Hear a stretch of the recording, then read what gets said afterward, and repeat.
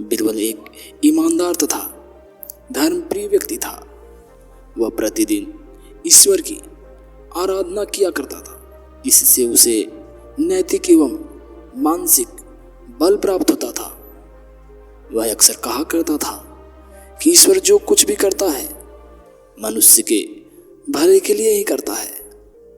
कभी कभी हमें ऐसा लगता है कि ईश्वर हम पर कृपा दृष्टि नहीं रखता, लेकिन ऐसा होता नहीं। कभी कभी तो उसके वरदान को भी लोग श्राप समझने की भूल कर बैठते हैं।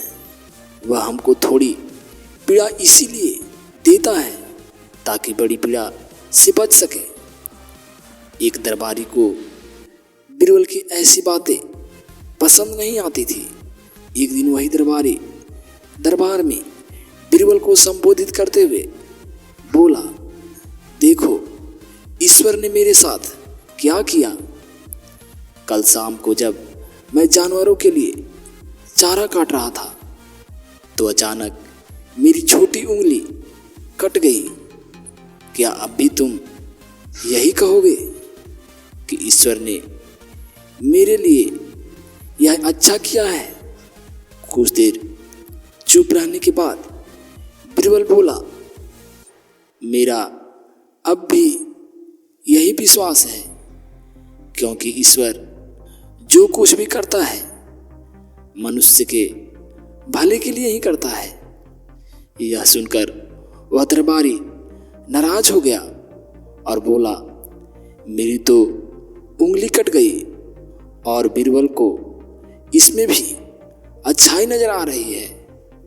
मेरी पीड़ा तो जैसे कुछ भी नहीं। कुछ अन्य दरबारियों ने भी उसके सुर में सुर मिलाया।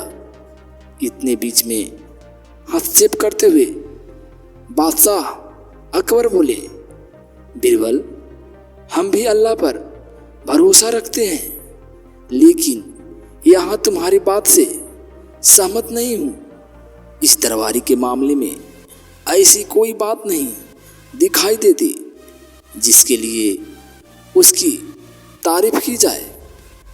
बीरबल मुस्कुराता हुआ बोला, ठीक है जहाँपना, ये तो समय ही बताएगा। 3 महीने बीत चुके थे। वह दरबारी जिसकी उंगली कट गई थी घने जंगल में शिकार खेलने के लिए निकला हुआ था। एक हिरन को पीछा करते हुए भटक कर आदिवासियों के हाथ में जा पड़ा। वे आदिवासी अपने देवता को प्रसन्न करने के लिए मानव बलि में विश्वास रखते थे। अतः वे उस दरबारी को पकड़कर मंदिर में ले गए उसके बलि चढ़ाने के लिए। लेकिन जब पुजारी ने उसके शरीर को निरीक्षण किया तो हाथ की एक अंगुली कम पाई गई। पुजारी ने बलि चढ़ाने से मना कर दिया और कहता है, नहीं, इस आदमी की बलि नहीं दी जा सकती। मंदिर का पुजारी बोलता है, यदि 9 अंगुलियां वाले इस आदमी को बलि चढ़ा दिया गया तो हमारे देवता खुशी के बजाय क्रोधित हो जाएंगे। अधूरी बलि उन्हें पसंद नहीं। हमें महामारियों, बाढ़ या सूखे का प्रकोप झेलना पड़ सकता है, इसीलिए इसे छोड़ देना ही ठीक होगा। और उस दरबारी को मुक्त कर दिया गया। अगले दिन वह दरबारी दरबार में बीरबल के पास जाकर रोने लगा। तभी बादशाह भी दरबार में आ पहुंचे और उस दरबारी को बीरबल के सामने रोता देखकर हैरान रह गए। तब बादशाह ने उस दरबारी से पूछते हैं कि तुम्हें क्या हुआ, क्यों रो रहे हो? दरबारी ने जवाब में अपनी आप बीती विस्तार से कहानी सुनाई।